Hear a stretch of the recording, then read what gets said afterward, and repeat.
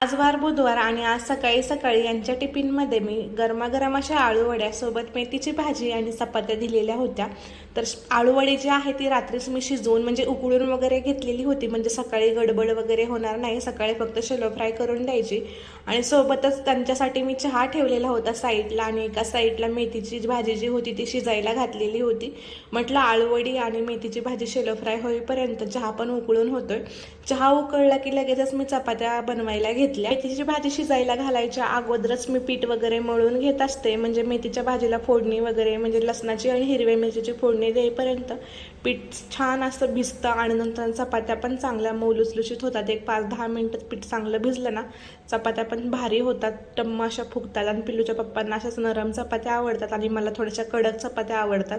जास्त नरम चपात्या असल्या ना मला पिठाचा गोळा खाल्ल्यासारखं फील होतं, म्हणून थोड्याशा मी माझ्यासाठी बिना तेलाच्या आणि थोड्या कडक बनवत असते, म्हणजे कमी तेल यूज करून चपात्या बनवत असते. आज मी डब्यामध्ये फक्त 2च चपात्या दिलेल्या होत्या, कारण पिल्लूचे पप्पा मला म्हटले होते की तुझ्या चपात्या खूप मोठ्या असतात आणि मला एवढ्या चपात्या जात नाहीत, तर मला फक्त 2च चपात्या दे. म्हणून मी त्याच्यासाठी 2च चपात्या डब्यामध्ये भरून दिल्या.